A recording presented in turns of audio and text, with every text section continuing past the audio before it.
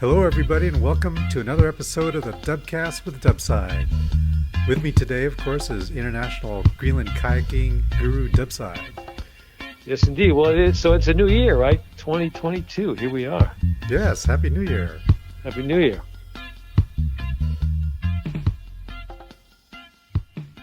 So, you have a good time over the holidays? Yeah, I didn't do a tremendous amount of incredible things, but the people where I'm at with my brother, they did the whole tree and the presents and everything. But I don't go crazy on that. But it's what they do. Do you have any personal holiday traditions that you like to follow? Well, when I lived in Philadelphia, usually on the holidays, it would be a good time to go kayaking. Yeah. I mean, like Thanksgiving, I'd be out there on the water looking into people's living rooms while they're all around the table, kind of a thing. Yeah, that's interesting because I used to have the same kind of tradition. Yeah. Yeah. All right. For Black Friday and also for Christmas. It's a good time to go out because usually no one is out there and, no one expects you to be out there. Yeah, that's the way I did it, yeah. Now, are you familiar with REI's Opt Outside campaign? I might have heard of that a little bit. Where you're not supposed to go buy things, you're supposed to just go outside or something? Yeah. What is that? Yep. Yeah. Well, I was doing that kind of stuff before they had their campaign, and I think it was like 2015. You were way ahead of the trend, huh? Yeah. All well, right. I was reading about it recently. It was a marketing campaign for Black Friday, and they shut down their stores and told people that you should spend Black Friday instead of shopping, you should go outside hiking or doing outdoor activities, and that way they gave all of their employees the day off as well. Oh yeah. Well, it's a nice trend to see from the stores are opening it earlier and earlier. 3 a.m. on Friday morning, people waiting in line. That just got crazy. Yeah, it's just it's just insane, and it just brings out the worst in people. I mean, ironically, it's a marketing campaign, but it's like an anti-consumerist marketing campaign. Right. Yeah. Well, years before REI did it, there was something called Buy Nothing Day. Oh, yeah. Okay. And it was started by an anti-consumerist pro-environment group, Adbusters, which was based in Vancouver, BC. Okay. Yeah, and I used to get their magazine. Ironically, REI took that idea and turned it into their marketing campaign. So commercialized the non-commercialization. tricky marketing there. Very sly. Well, I used to paddle in the wintertime. I used to go camping in the wintertime. Oh, yeah? In Philadelphia. Oh, yeah. That was because the island out there in the Delaware, in the summertime, there'd be people all over. And of course, there's more insects and mosquitoes. But in the wintertime, nobody but me.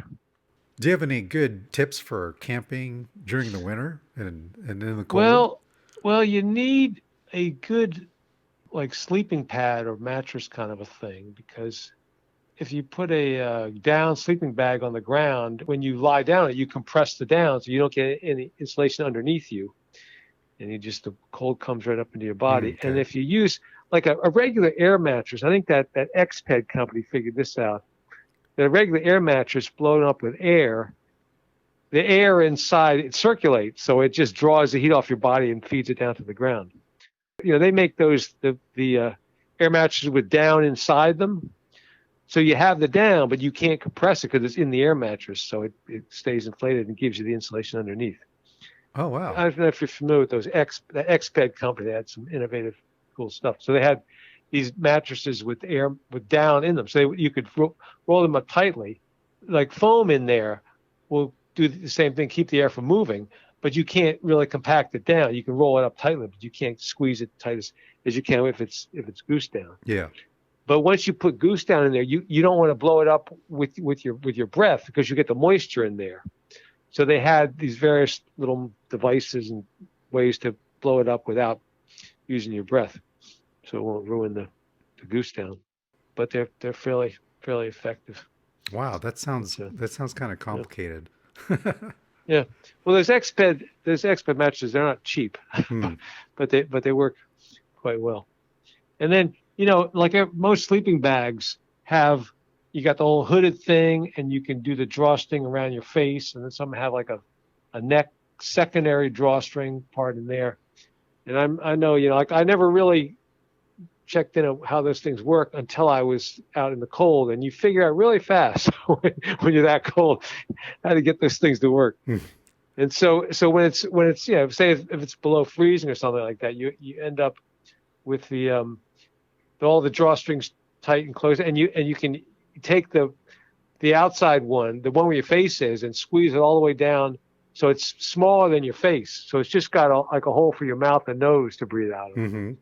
And I can remember, out at camping that way. And then you wake up in the morning, and just around the edge of that hole on the outside is ice because your breath froze on it. But I also had difficulty keeping my feet, my ankles and toes warm.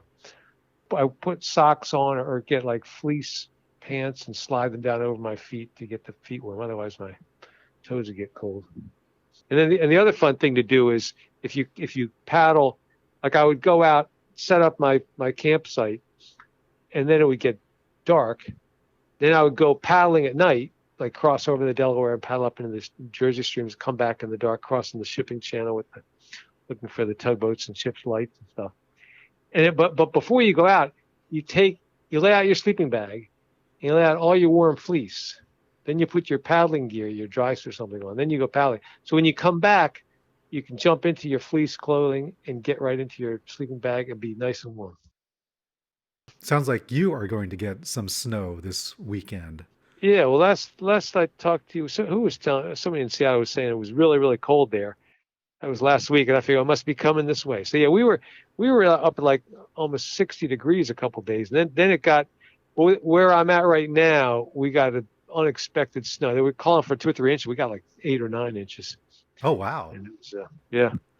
And now this weekend we're supposed to get some more. So it's wintertime. and I guess I haven't been out paddling the last couple of days, but I'll have to make sure that it's not iced over. Yeah, because you're on a river. Yeah, like a reservoir, which that does freeze. So, well, okay. I'm going to go ahead and hit play here on number 19. So what's in this episode? This one is about back in Philadelphia, being on public transportation and various things that have occurred when I'm on buses and trains. Upcoming after that, I've got some more Greenland ones as well as some non-Greenland ones. But yeah, lots of good stuff coming up. Well, let's get on with it and keep warm until then. Yes, I'll do that.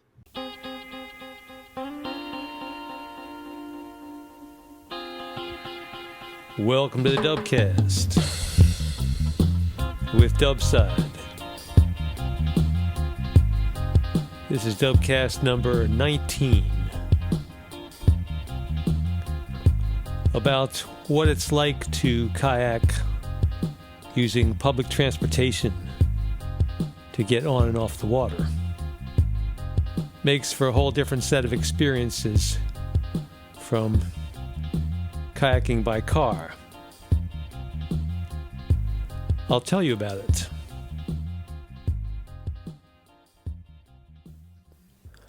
Well, these days, if you go to any public park or public urban area and you find places that have nicely made, say, granite or marble sides, benches and things, statue pedestals, structures such as that, you will tend to see little strips of metal attached along the edges or on the open surfaces at regular intervals.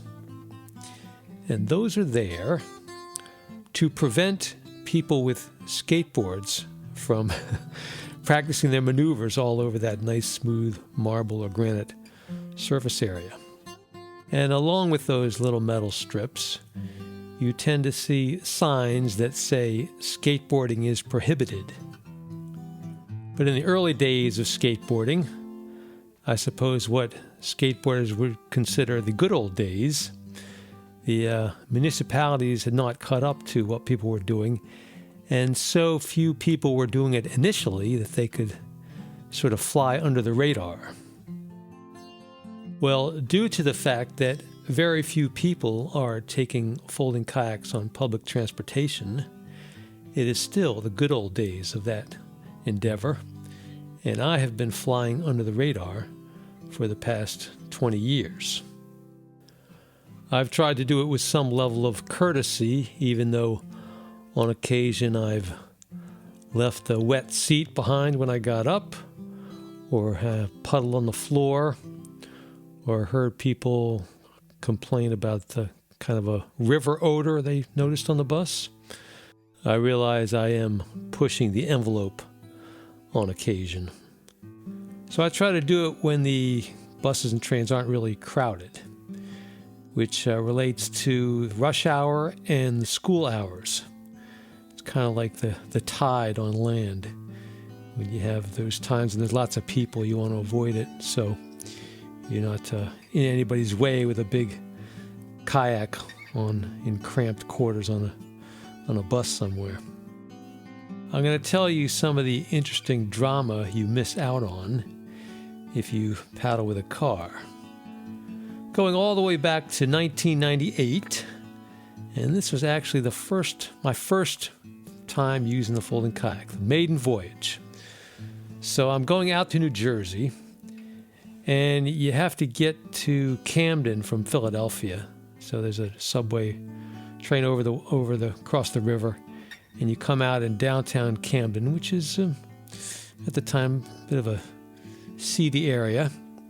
So I get a 407 bus, which is going to take me out to where I need to go, and I get my folding kayak on there. And this is one of those buses that's got the two facing seats, a little aisle of facing seats after the driver, and then you pass down that little aisle, and then they're forward-facing seats after that. So I get maybe the first forward-facing seat and try to shove my kayak into a little nook there so it's out of the way.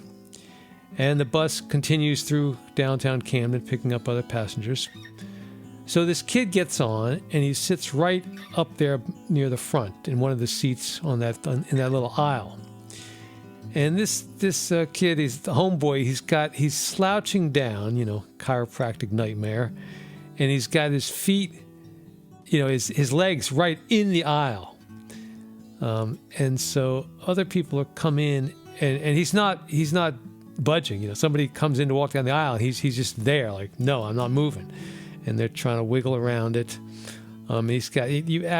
People have to step over his legs to get into the back of the bus, and I'm just watching this unfold, and it's really annoying. I mean, come on, kid, you have a little more courtesy than that.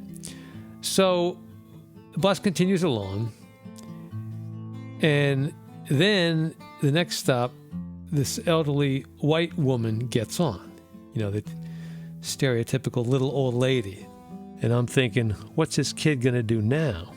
So the woman pays her fare, and she turns to walk down the aisle, and the kid sits up. She proceeds to sit down in the seat right next to him, and they start talking. And the bus was too noisy. I was sitting a little too far away to hear what they were saying, but they continued to talk, and they were smiling, and by the time they got off, it looked like they were best friends.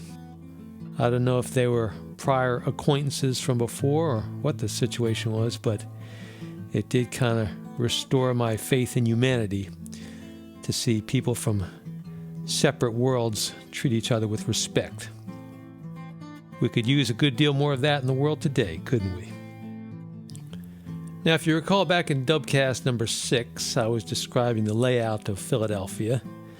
And on the Schuylkill River, the smaller river that feeds into the Delaware, there's a spot I can walk to and put my kayak together there, and then paddle out the Schuylkill and down the Delaware past the airport.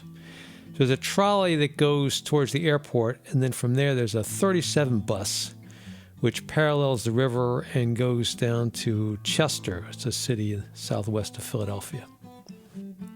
Looking at my logbook, this is February of 2001, trip number 196. So I paddled out the Schuylkill, and this was a day of snow. got in the water in the afternoon, and it was snowing pretty heavily. And it was snowing so fast, the snow built up on the deck of the kayak. My green kayak was turning white.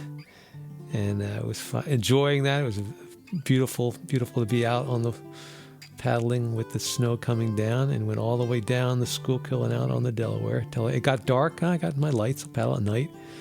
And I got down towards, it's down near Ridley Creek. In that area, there's a takeout there. So I managed to get the kayak disassembled and shook the snow off. It was maybe around freezing, but not enough so that the parts would freeze, as I have described before. So I got the kayak all taken apart, and then went to wait for the bus.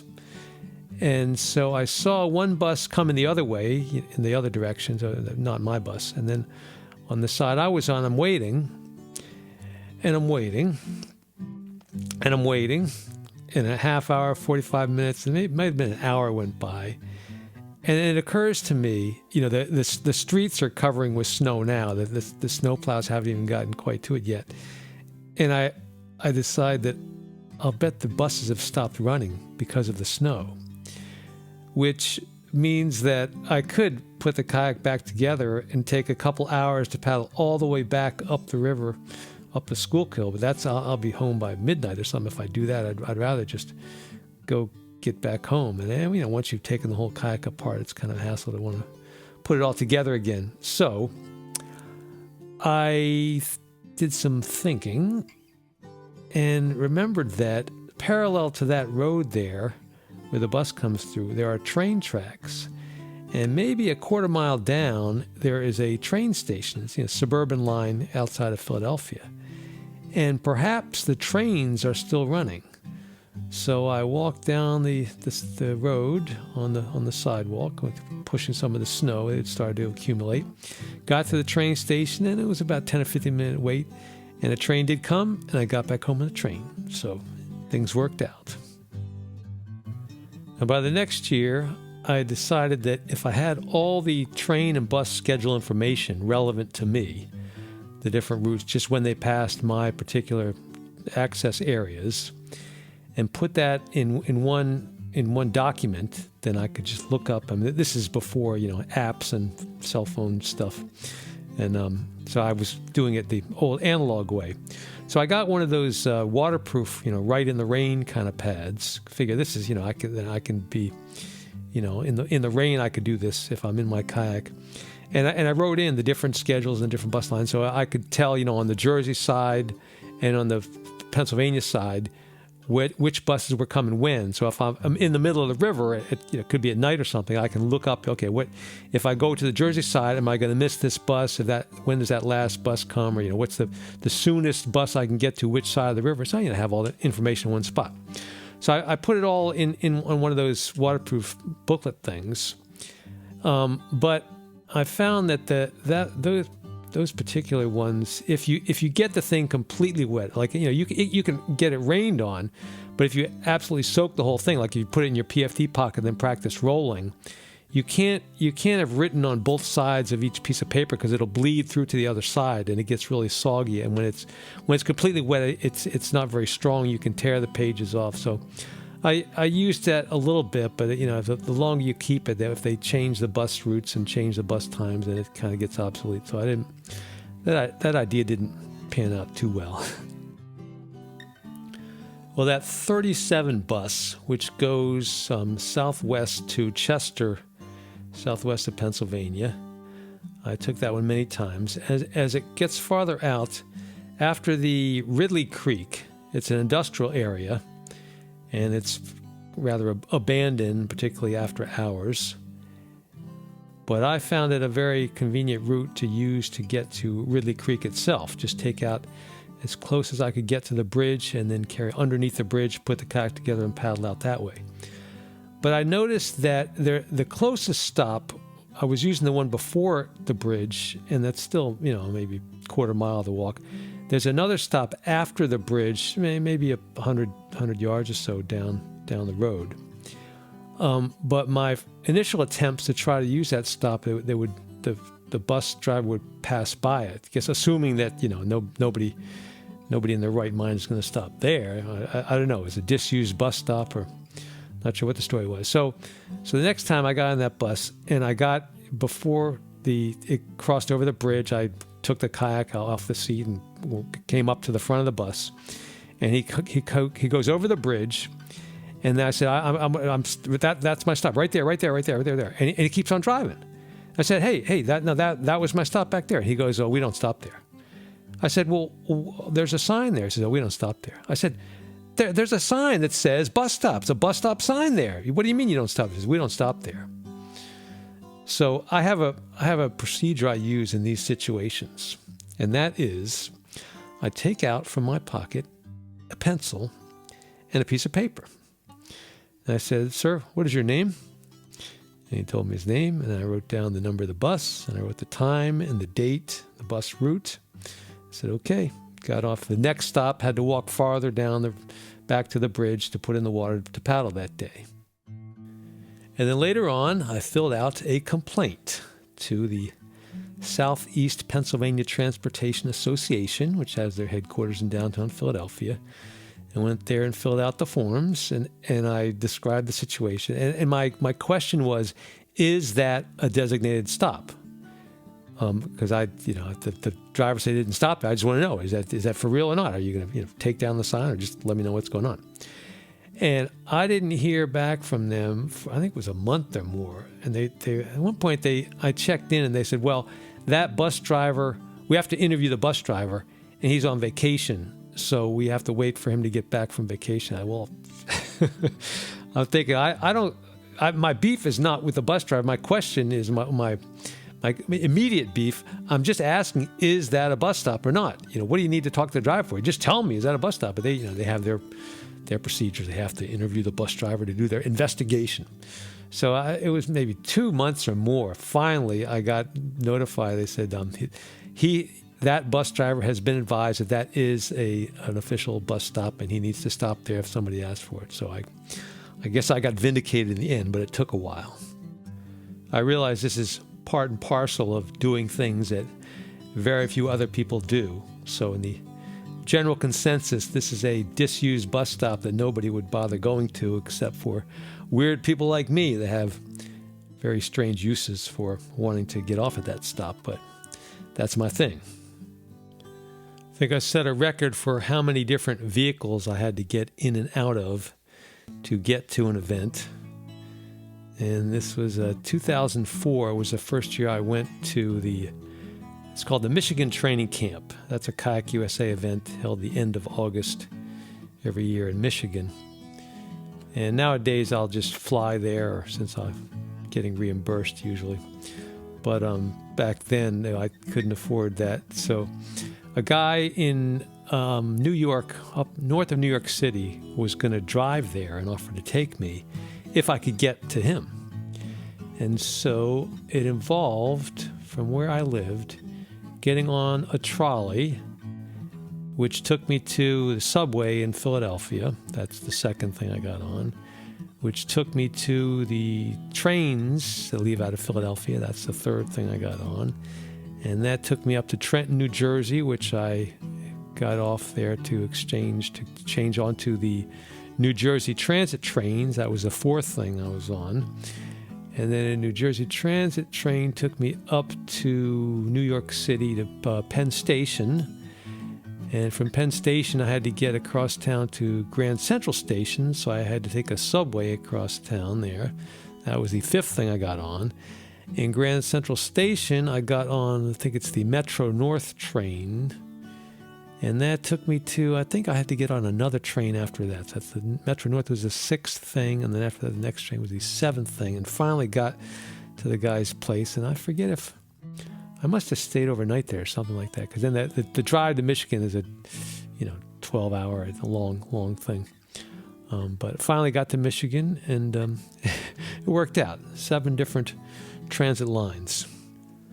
Not for people in a rush, because if you miss one train, you have to wait for the next one. It might take you another hour or two. And then you add up 7 of those, it could take you all day to get somewhere. The old-fashioned way of collecting fares, which is still in use in many areas, and that would be in, say, the Philadelphia subway system or the New York subway system. You pay your fare to get in, and then you go where you're going, and then when you come out, you pass through a turnstile or a gate or something, and you can't get back in. But there's a different system where you get a valid ticket with a date, with a timestamp on it, and then you ride the whatever it is, and then you just get off. And that ticket is still good until that timestamp ends. And there's nobody collecting fares normally, but once in a while there are these ticket check guys who come around, guys or women, and they want to see that everybody on board has a valid ticket. And if they find you don't have one, it's a fine of something on the order of $100 or so. And I guess the ticket check people are designed to come around at completely unpredictable times. So if you want to live dangerously, you can not even bother with a ticket, just jump on these things, whatever kind of system it is, and ride, and hope there's no ticket person coming around, and then you get off and you've ridden for free. But if you get caught, it's going to be expensive. I remember one year I was in Gothenburg in Sweden, and had to get up early one morning. I was going to take the subway into the train station in Gothenburg, and then take the train all the way down to Copenhagen to the airport to fly Air Greenland to Greenland for the Greenland competition that year. So I was all excited about another year in Greenland. But getting up in Sweden in the morning, realizing I didn't have the proper ticket, and it was too early in the morning for the stores to open to buy the right ticket, and I didn't have change for the machines. It was such a mess. So I figured I'd just go for it. I'll just get on the bus and hopefully not get caught and get into the train station. Then I can buy the proper ticket in the other fare collection system they use there. So I went for it, and it's not a very relaxing ride, being so nervous that you're going to get nailed. The delay involved there would have probably made me late and missing the plane. It could have been a real disaster. But I got away with it. I did. Nobody asked for a ticket, and I got to Greenland all right, and that worked out. Well, I didn't have quite the same luck when I was in Denmark one time. And there's at the airport. I need to go just down the train line a couple stops. Which you can get on the trains to do that, or you can take the airport. There's a metro stop, the subway, which means you sort of loop around in a longer path to get there. It's a little bit easier if there aren't any trains coming right away. And the ticket machines there, you put your money in, you say where you want to go and where you are, and it gives you a ticket. So I did that. And there are signs up about various things. Once I've got a ticket that the machine gave me, that this is the destination, this is where you start. What do I need to pay attention to signs for? I'm legit. So I get on there and I ride. The loop sort of goes into town and back out. And just before I get to where I'm going, one of the ticket guys comes around. He looks at my ticket and says, "No, you're in violation." I said, "What do you mean?" He said, "Well, you're in the wrong zone because you don't have it." Oh, and he writes it up, and it's such a friendly smile. Oh, don't worry, this will all be, But then he's gone, and you've got no one's neck to wring, and you owe them $100 or was it $150, whatever the fine is, and so it's what your name is in the system, and you're a violator.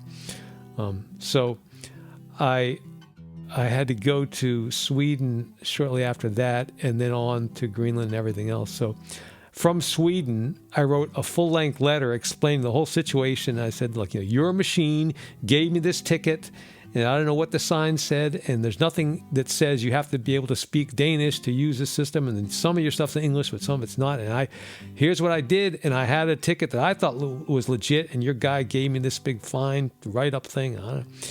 And I had to send that from Sweden by registered mail, so they couldn't claim they never got it, which cost me something, not $100, but it cost me something. And so it wasn't until 2 months later I got back home to the U.S. and they'd sent a letter back saying they wouldn't let me off the hook entirely, and they weren't really admitting that there was a problem. Well, I think there was. The machine should have given me more of a clear description of this is what you're required to do to be in not in violation of the fare policy. But they let me off the hook. They said we won't make you pay the fine. So I got out of it. I was told that there was some policy-wise they'd been cracking down more and more, and in the year or two before that they'd started. Whereas earlier on, I recall they would find you didn't have enough to be in that zone. They would just say, well, when you get out the next stop, to click the machine, have it take off one more fare thing. And they were pretty casual about it, but I guess there were too many people who were scamming the system, I suppose. So I dealt with that by not taking the subway in Copenhagen, doing it as little as possible. After that, I would borrow bicycles or walk a long distance to avoid the metro system, or spend less time in Copenhagen. Yeah, take that, Denmark. I'll spend more time in Sweden. I recall one of the earlier times in Sweden, I'm getting on the bus, and this is out in rural Sweden, I guess you could say. And I think I had a ticket from the year before. So, it's all Swedish on there, and it's some I'd saved it because, it's got money on it, and I've got this. So I get on this bus. I'm going to Sarah Wagner's place. And the bus driver looks at the thing and says, no, that's, and I said, can you speak English? And sometimes the bus drivers, they don't speak too much English far outside of the cities. And I just said, look, I got this ticket. I don't know what your system is. I'm trying. I need to go. I don't have change for anything else. And I think in the end it was like they're different bus systems, different lines, and I had the ticket for the whole other. It wasn't at all part of this whole system. And the guy just looked at me, and here's obviously a foreigner who's having difficulty in figuring his way around. So the bus driver just looks at me and says, go ahead. Now, there's a policy towards foreigners that I can appreciate. And policies like that tend to keep the tourists coming back. So I like Sweden. Music this week from a group called Kishima. And Kishima is fronted by a guy named Henrik, who sings the lead vocals and writes the songs. And this is some music that rises to the top of the pile in Greenland. Very well crafted work. The song is called Alotona Hal. And the translation given here comes across rather poetic. It's hard to coin exactly what he's referring to in a different language, but of course it talks about it's snowing, and he looks at the shining, dazzling, glittering snowflakes coming down. I think it's just a inspiration looking at the weather sort of theme. Besides being on this CD, it's also, they made a music video of this song. It's on a compilation of music videos. You can find that on the Greenland Music website, assuming it's still available. Sometimes these things go out of print. But you can still get the CD, and this CD is called Timiyakatut, which that translates to like a bird, I think, something like flying sort of theme. So this is called Alotona Hal by Kishima.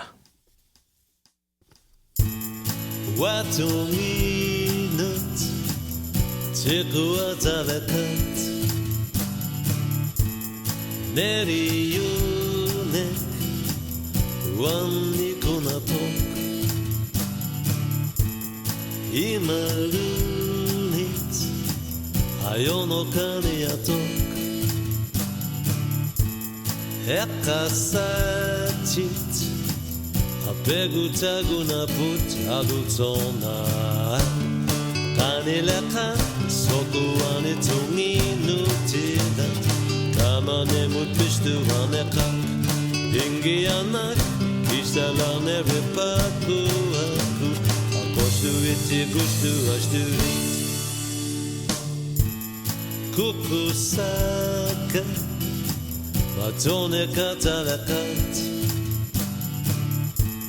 Ato satit Okile ashtalakat Piu masaka Piu sungilakat Saperta kaka Ilasiota lekat alutsona Anilaka soko anetunginutila Kamane mutpishtu anekan Ingianak isalane ripaku aku Akoshtu iti gushtu ashtu Nuia kanalilu Pizza Nisu tisiara Tote kokangilak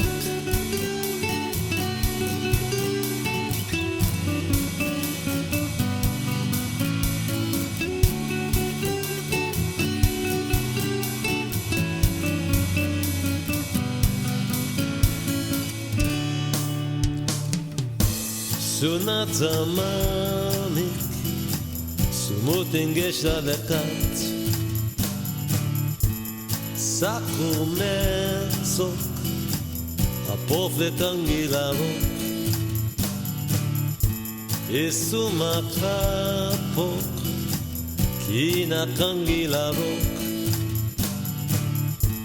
Ilisarada Kanishtiya tulesok alutsona Tanileka soku anetunginutila Kamane mutpishtu anekak Ingianak kisavlane repaku aku Akoshtu iti gushtu ashtu it Tanileka soku anetunginutila Kamane mutpishtu anekak Ingianak kisavlane repaku aku Akoshtu iti gushtu ashtu it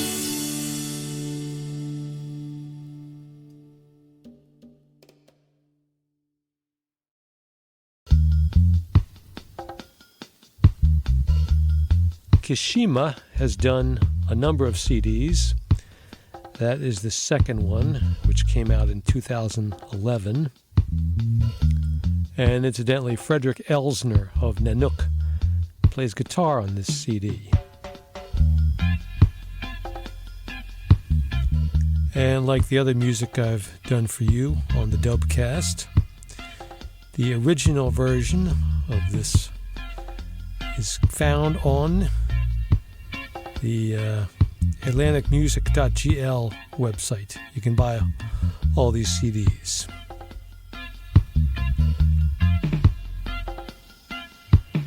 Coming up in episode 20,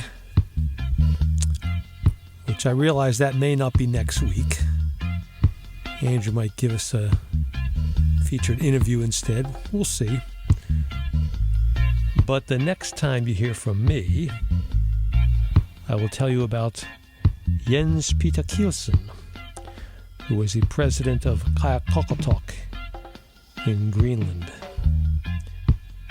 Till then,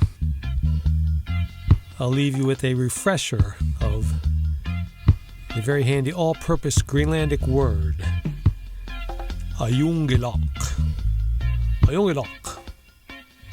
which translates to everything's good, it's all right, it's fine, it's cool. Just a handy, all-purpose positive phrase, ayungilok.